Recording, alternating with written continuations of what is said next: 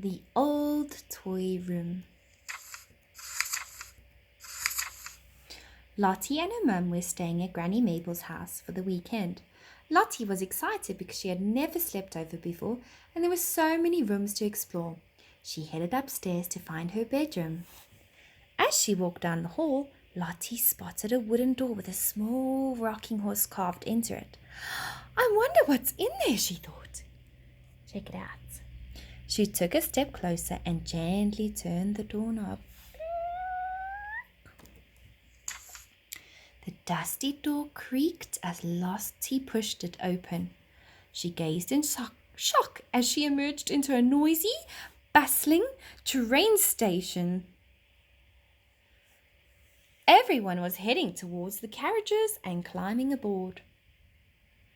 The guard blew his whistle to signal that the train was ready to leave. As the platform cleared, Lottie watched the train begin to chug away. Chug, chug, chug, chug, chug, chug, chug. Are you not going? Asked a deep, gentle voice behind her. Lottie turned around and saw the most beautiful white horse. Today's the day of the grand theatre opening, said the horse. The music ballerinas are putting on a special performance and everyone is invited. Oh no, I've missed the train now, said Lottie sadly. Perhaps I could help, offered the horse kindly. I have a very special job to do for the grand opening, but there is plenty of time for me to drop you off first. He bowed his head, inviting Lottie to climb onto his back. Thank you, grinned Lottie as she clambered into the saddle. I'm Lottie, by the way. My name is Chester, said the horse, and I'd be honored to take you. Lottie and Chester chatted and laughed as they galloped through the fields towards the theatre. Suddenly, Lottie paused. Look, it's the train, she said. Why has it stopped? Let's go in and take a look, said Chester. The train had come to a halt and some of the passengers had stepped out of their carriages. There's one. He looks a little bit confused. Is everything okay? Called Chester as they approached. The bridge has collapsed onto the track, replied the train driver. If we don't get these blocks moved soon, we'll all miss the grand opening. Chester stopped and Lottie climbed down. We can fix this if we work as a team, she said confidently. Does anyone have any rope? We could use these ribbons, said a doll. I can lift the blocks, said the tin robot. We can help, called a group of toy soldiers. Us too, agreed the bears. Perfect, said Lottie. I think I have a plan. Everyone got to work joining the ribbons together and tying them around the blocks. Chester and the tin robot pulled the heaviest blocks out of the way while the ducks nudged the smaller ones.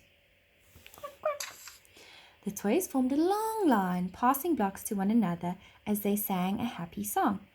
Work together, get it done. Teamwork can be really fun. Work together, get it done. Teamwork can be really fun. Before long, the track was clear and the blocks were neatly piled up next to it.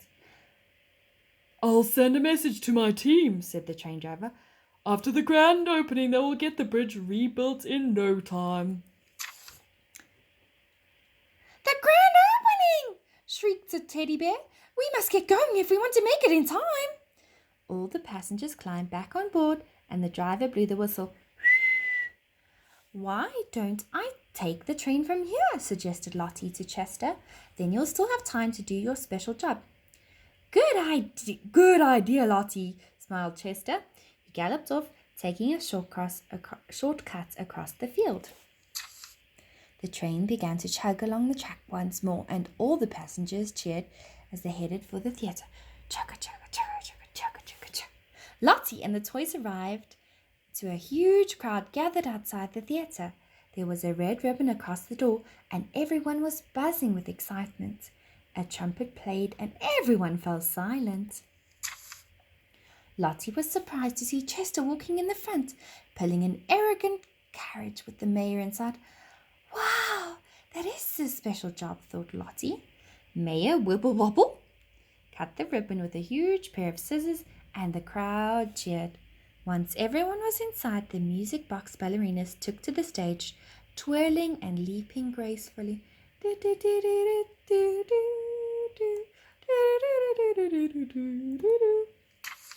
Suddenly, Lottie heard a familiar voice. "It's lunchtime now," said Mum as she stood in the doorway. "I've unpacked your tablet if you want to play on it afterwards." "Can I just come back in here instead, please, Mum?" asked Lottie. "Of course. I used to love going on ventures with Chester too," smiled Mum with a wink. The end.